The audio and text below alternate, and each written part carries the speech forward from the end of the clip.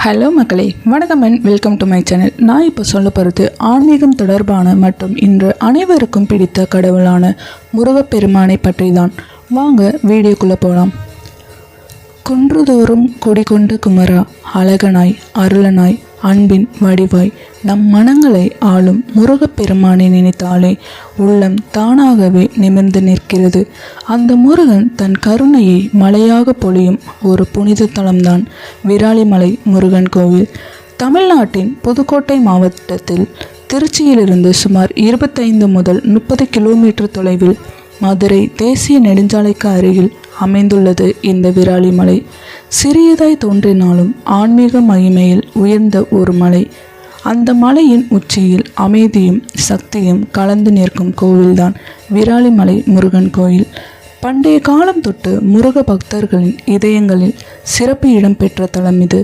திருப்புகழ் பாடல்களில் மகான் அருணகிரிநாதரால் போற்றப்பட்ட தலம் என்ற பெருமையும் இதற்கு உண்டு.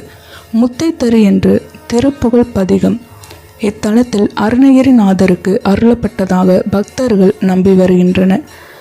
அந்த ஒரு காரணமே விராலிமலைக்கு வரும் பக்தர்களின் உள்ளங்களில் ஒரு தனி பக்தி நடுக்கத்தை உருவாக்குகிறது.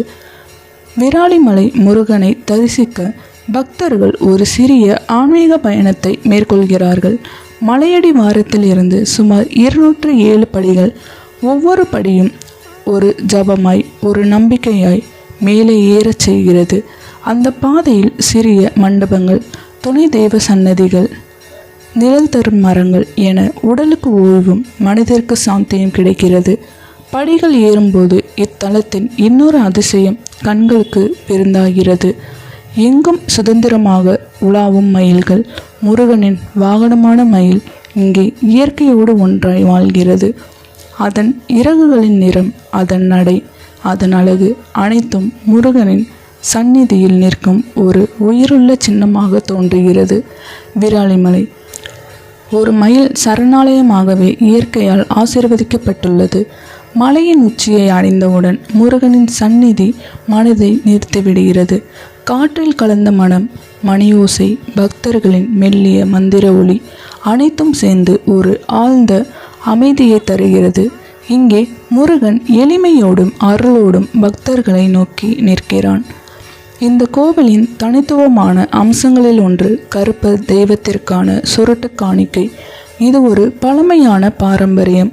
பக்தர்கள் தங்கள் வேண்டுதல்களை நிறைவேற்றிய பின் நன்றியின் அடையாளமாக கருப்பருக்கு சுருட்டு சமர்ப்பிப்பது இத்தலத்தின் தனி சிறப்பாக இருந்து வருகிறது.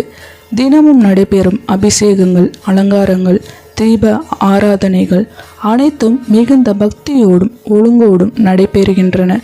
பால், தயிர், சந்தனம், விபூதி என அபிஷேக பொருட்கள் முருகன் திருமேனியில் சிந்தப்படும் போது அந்த காட்சியை பார்த்தாலே மனம் நெகிழ்கிறது.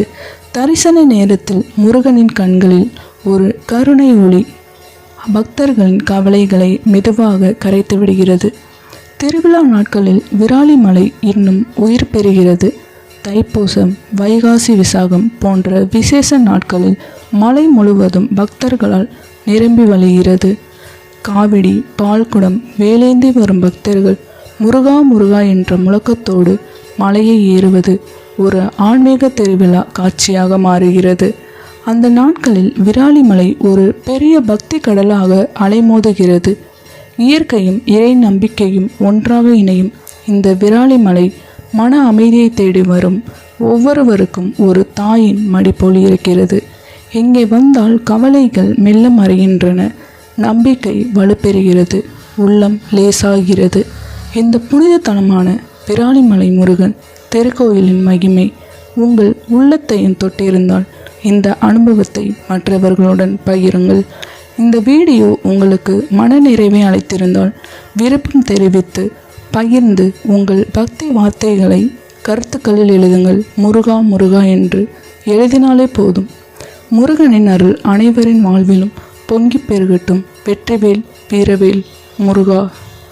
இந்த வீடியோ பிடிச்சிருந்தா லைக் பண்ணுங்கள், ஷேர் பண்ணுங்கள், கமெண்ட் பண்ணுங்கள்.